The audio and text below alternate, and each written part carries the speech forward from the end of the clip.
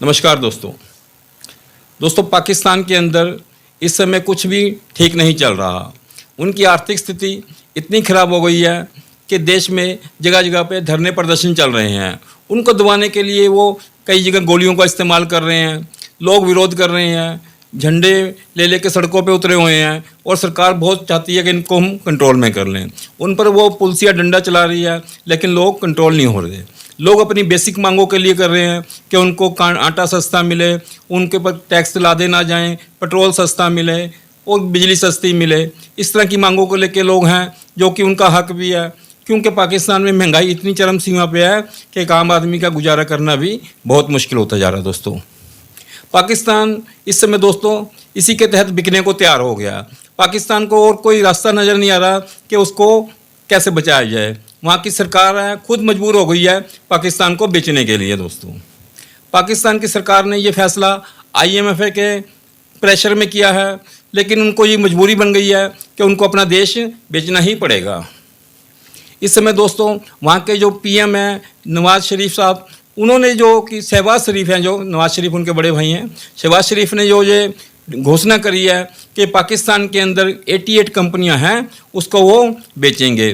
First phase में वो 24 कंपनियां निर्धारित करी हैं उन्होंने, जो बेचने का उन्होंने निश्चय लिया है, जो कि घाटे में ज़्यादा चल रही हैं। जैसे कि वहाँ की एयरलाइंस, वहाँ के जो एयरपोर्ट्स हैं, वहाँ के दूसरे पोर्ट्स हैं और वहाँ की जो रिफाइनरी है या वहाँ के जो और बड़े बड़े उद्योग हैं उसमें शामिल हैं, जिसको वो बेचने का निश्चय उन्होंने किया। दोस्तों क्योंकि सरकारी कर्मचारी उनके हिसाब से काम नहीं कर रहे, ये इतना बर्डन बन चुके हैं, इनकी तनख्वाहें इतनी ज़्यादा हैं कि कंपनियां घाटे में चल रही हैं और देश के ऊपर सारा बर्डन पड़ रहा है। दोस्तों जिसके तहत उनका ये फैसला है कि ये कंपनियां बेच के देश के हालात को कुछ हद तक हम सुधार सकते हैं। ऐसा उनको क्यों करना पड़ रहा है दोस्तों? क्योंकि उनके देश की हालत वाकई में ख़राब है। अपने आप को ग्रे लिस्ट से बचाने के लिए वो IMF के पास गए थे। IMF यानी कि जो मॉनेटरी फंड है, इंटरनेशनल मॉनेटरी फंड है, उन्होंने बेसिकली चाहा कि अगर आप चाहते हैं हम आपकी मदद करें तो लेकिन आपको कुछ सुधार करने होंगे अपने देश के अंदर, ताकि हम आपको कर्जा दे सकें। जिसके तहत उन्होंने कहा कि आप जो सब्सिडी दे रहे हैं लोगों को वो बंद की जाए। उसका नतीजा ये हुआ दोस्तों कि जो सस्ती बिजली लोगों को कुछ मिल रही थी, 50 रुपये यूनिट है शायद वहाँ पे बिजली का रेट जो मिल रहा था, वो और भी महंगे होने की संभावना हो गई। लोगों से वही बिल नहीं दिए जा रहे थे, अब और महंगा बिल कहाँ से दे पाएंगे।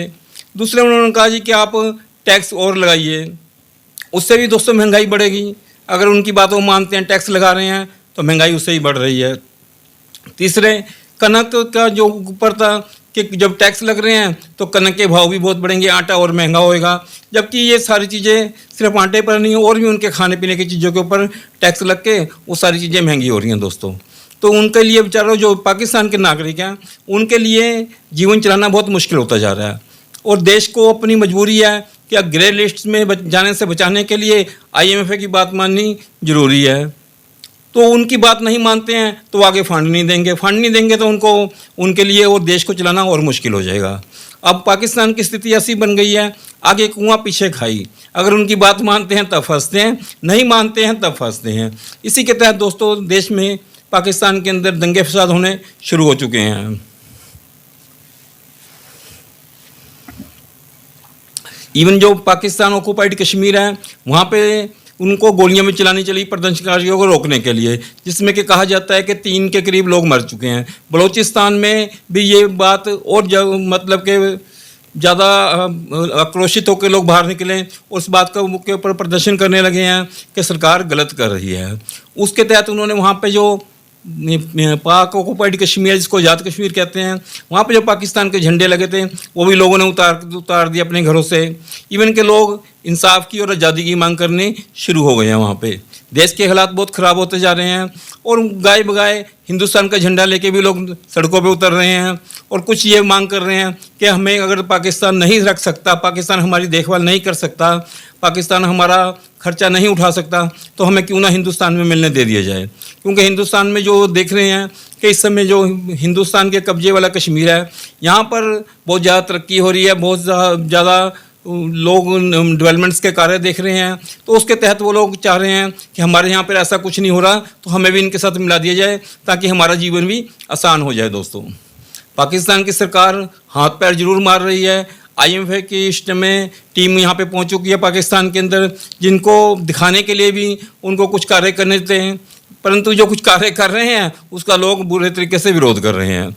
तो उनके लिए भी अब एक अलग दर्जे का उनके लिए भी मतलब कि मुसीबत बन के खड़ी हुई है कि करें तो करें क्या, या तो देश को बचाएं, नहीं बचाने और देश को बचाना है तो महंगाई बढ़ानी पड़ेगी, क्योंकि चीज़ों की कीमतें बढ़ानी पड़ेगी, सब्सिडी कम करनी पड़ेगी। अगर वो ऐसा करते हैं तो लोग प्रदर्शन करते हैं दोस्तों। तो पाकिस्तान की सरकार ने ये फैसला किया कि जो इस समय पाकिस्तान की कंपनियां हैं इसको बेच के पैसा इकट्ठा किया जाए। दोस्तों पाकिस्तान वैसे तो ये एक उनका अच्छा फैसला था, लेकिन वो इसमें कुछ भारत की नकल करना चाहता था। भारत ने भी नरसिम्हा राव के टाइम पे कुछ ऐसे स्टेप उठाए थे, उन्होंने बहुत सी कंपनियां बेची थी और मतलब के पैसे की जब देश में तंगी चल रही थी, जब इंडिया सोना अपना गिरवी रखने चला गया था, मनमोहन सिंह हमारे उस समय फाइनेंस मिनिस्टर थे, तो IMF ने सुझाया था कि आप अपनी कुछ कंपनियां बेच के और देश में कुछ टैक्स बढ़ाकर कर सकते हैं।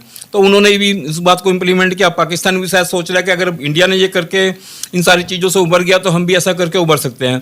लेकिन दोनों के उस सर्कमस्टांसेस में और दोनों के डिसीजन में थोड़ा सा अंतर है दोस्तों, क्योंकि इंडिया ने जो फैसला लिया था उस समय, इंडिया ने जो किया था, इंडिया ने जो कंपनियां बेची थी उसने किसी फॉरेन कंपनी को नहीं बेची थी या किसी विदेशियों के हाथों में अपनी कंपनियां नहीं बेची थी। उन्होंने सारा कंट्रोल इंडियंस के हाथ में रखा था, बेचा भी था, प्राइवेटाइजेशन भी की थी, वो भी इंडिया की कंपनियों को ही बेचे थे जो भी उसके राइट्स थे। मेजर राइट्स इंडिया ने अपने पास ही रखे थे, सरकार ने अपने पास रखे थे और उसमें से उसके शेयर्स प्राइवेट कंपनियों को बेचे थे। लेकिन जो पाकिस्तान करने जा रहा है दोस्तों, वो पूरी की पूरी कंपनियां विदेशी फाइनेंसरों के या विदेशी इन्वेस्टरों के हाथ में बेचने की तैयारी में है दोस्तों। तो नो डाउट एट प्रेजेंट तो उनको लग रहा है कि हमारे पास बहुत पैसा आ जाएगा, लेकिन सारा कंट्रोल विदेश की कंपनी ही चलाएंगी उनके देश का, तो वो भी उनके लिए आगे जाके लॉन्ग टर्म्स में नुकसानदेह साबित होगा।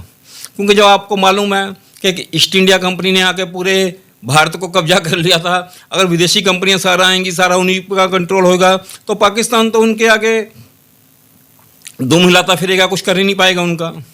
तो अभी भी उनको एक सोचने की ज़रूरत है कि पाकिस्तान को कंपनियां बेच रहे अच्छी बात है, अपने देश के लोगों को ही बेचे। वैसे भी यही नहीं है कि पाकिस्तान के लोगों के पास पैसा नहीं है, $11 बिलियन तो अभी उन्होंने सऊदी में इन्वेस्ट किया हुआ है।